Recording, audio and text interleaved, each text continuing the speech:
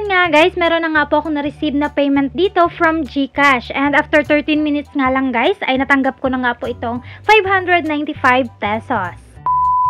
Hello guys and welcome po dito sa aking channel. I'm Miss Kim and for today's video ay gagawan ko po ng update itong Rock Nation. Para po sa mga hindi nakakaalam kung ano nga ba ito po ay isang investment platform. Matagal ko na nga po itong ginagawa ng update and review and ngayon ko na lang po siya ulit ginawa ng update since meron nga po itong pagbabago. So nagkaroon din po ito ng pagpapalit ng pangalan. So from Rock Nation nga po ay meron na nga po itong ibang pangalan. So mamaya nga po ay i-share ko sa inyo kung ano nga ba yon. Pero syempre bago nga po tayo mag-start sa ating video, para sa mga bago pa lamang po dito sa aking channel, dito po sa aking channel ay nagsishare po ako ng mga video, tutorials, and free earning websites and earning applications. Kung sakali nga po na gusto nyo ang ganitong klase ng content, ay paklik na lang po ako ng subscribe pati na rin po ang notification bell para lagi po kayong updated kapag may mga bago akong video uploads. And dito nga rin po sa aking channel ay meron po akong pa-GCash giveaway para nga po sa ating mga solid viewers and subscribers. So kung gusto mo nga po na isa ka sa manalo ng ating pa-GCash giveaway, don't forget nga po to share this video.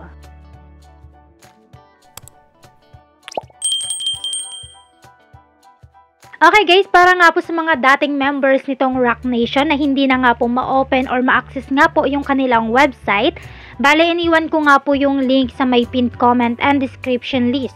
Pwede nyo pong i-click yan and pagka-click nyo nga po, ito po yung inyong makikita.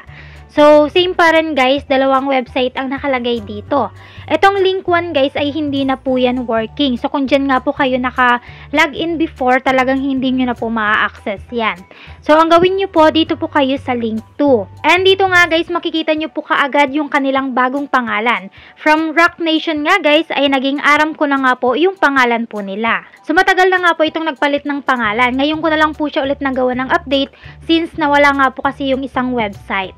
And sa mga nagtatanong naman kung still paying pa rin ba ito kahit nagpalit na nga po ito ng pangalan, so malalaman nga po natin yan ngayon dahil sa video nga natin ngayon guys ay magla-live withdrawal po ako. Para sa account natin, ganun pa rin po yung ilalagin natin, same pa rin siya kahit nagpalit na po ito ng pangalan. Okay guys, so mag-withdraw nga po ako ngayon dito ng 661 pesos dahil ito nga po yung aking maximum limit sa ngayon. And then after nga po nating mailagay yung amount, i-click lang po natin itong withdraw. And ayan nga guys, as you can see po dito sa aking withdrawal record, ay pending na nga po ang nakalagay sa my status.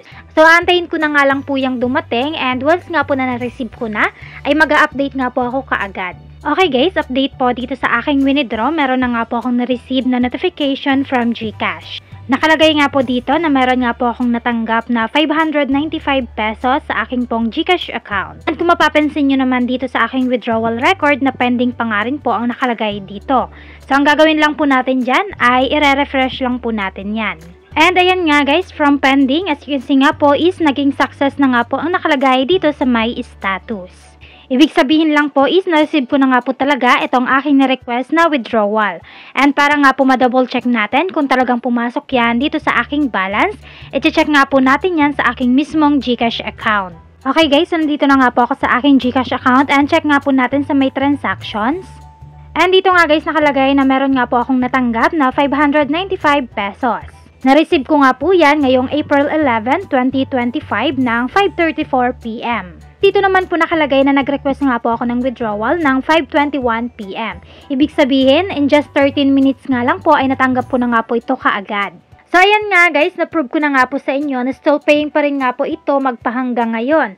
So bukod nga po sa pangalan ay wala na pong ibang binago dito. Yung rules po nila ay ganun pa rin po. So kailangan pa rin nating mag-invite dito para makapag-withdraw kahit nga po meron tayong investment. Para po sa mga naguguluhan pa rin about sa rules at kung paano makapag-withdraw, napakarami ko na pong video na in-upload nga po about dito, panoorin nyo na lang po yun.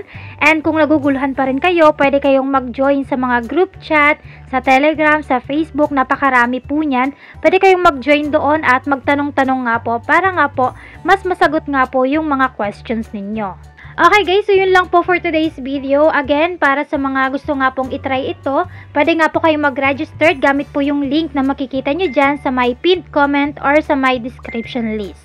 So that's it po for today's video. Thank you po for watching and have a nice day.